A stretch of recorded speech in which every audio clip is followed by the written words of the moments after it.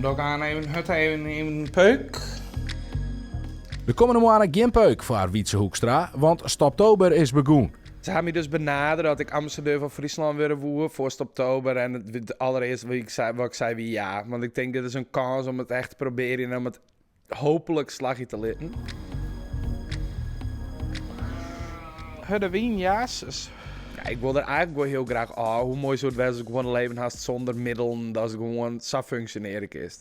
Hi, ik ben Curvelicious Diamond. Mijn naam is Cor Pieter. Ik ben Leila. Ik ben Joey. Ik ben Sylvia Geers. Ja, ik werd er van de morgen wekker en toen dacht ik, het regent, het is koud, ik hoef ik naar de boeten. Dus ik de laptop pakte, ik series in plaats van dat ik sigaretten rook een keer. Maar maakt het Stoptober nou ook echt indruk op straat, hè? Als je zo wordt heen, dan dat doen we net aan mij. Waarom doe je dat dan net aan mij? Want zondag ga je maar ook nog een maand stapje. Nee, dat had ik niet zin.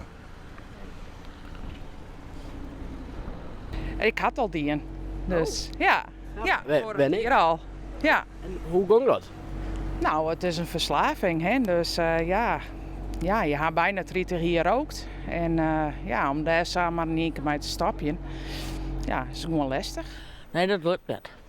Echt niet. Nee, dat is te lastig? Ja, te lastig. Ik geniet er zelf van. Wordt wel pittig, denk ik wel. Ja, wordt wel pittig. Zo, ik ben hier nou thuis en je rookt in principe net in je.